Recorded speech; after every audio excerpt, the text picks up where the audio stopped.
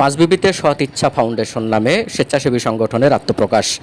জয়পুরহাট জেলা প্রতিনিধি মফিজুল ইসলামের পাঠানো তথ্যচিত্রে রয়েছে বিস্তারিত। সেবাই আমাদের মূলনীতি, এই স্লোগানকে সামনে রেখে জয়পুরহাটের পাঁচবিবিতে সৎ ইচ্ছা ফাউন্ডেশন নামের এক স্বেচ্ছাসেবী সংগঠনের আত্মপ্রকাশ করেছে। 7 সেপ্টেম্বর শনিবার বেলা 12টায় উপজেলার বীরনগর উচ্চ বিদ্যালয় সংলগ্ন ফাউন্ডেশনের অস্থায়ী কার্যালয়ে এর উদ্বোধন করেন বিশিষ্ট ব্যবসায়ী রাকিবুল হাসান হীরা। অন্যান্যের মাঝে আরও উপস্থিত ছিলেন ফাউন্ডেশনের পরিচালক নাজমুল হোসেন সোহাগ, সদস্য জাহিদুল ইসলাম আপেল, রাকিবুল ইসলাম, শরীফুল ইসলাম, উপস্থিত ছিলেন রাজু আহমেদ, আপেল মাহমুদ প্রমুখ। ফাউন্ডেশনের পরিচালক নাজমুল হোসেন সোহাগ বলেন, স্বেচ্ছায় রক্তদান, বৃক্ষরোপণ, দরিদ্র ছাত্রছাত্রীদের আর্থিক সহযোগিতা, মাদক নির্মূল, বাল্যবিবাহ প্রতিরোধ সহ সমাজের অবহেলিত সুবিধাবঞ্চিত মানুষের কল্যাণে এই ফাউন্ডেশন কাজ করবে।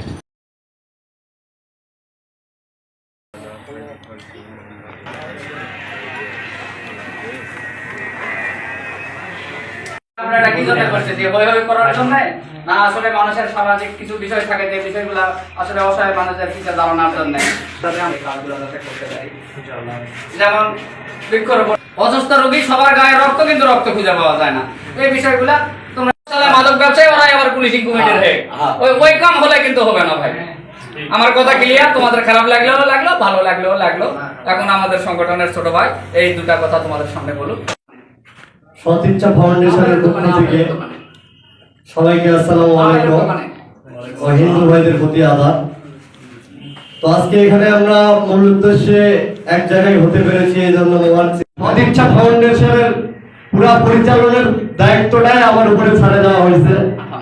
তো আমি এই সৎ ইচ্ছা ফাউন্ডেশনকে আজকে এমন ভাবে তোমরা এরকম একটা উদ্যোগ নিয়েছো, আমি আশা রাখি যে এই উদ্যোগটা তোমরা সাধারণত সবসময় ধরে রাখবা এবং তোমাদের মধ্য থেকে। তো সামনে দিয়ে অনেক সময় অনেক স্টুডেন্ট বা মেয়ে ছাত্রীরা সাইকেল নিয়ে হোক বা সামনে দিয়ে হোক সামনে যায়। আমাদের মধ্যে কিছু ছেলে আছে অনেক সময় বলে ফেলে, এই দেখ রাস্তাতে মাল যাচ্ছে।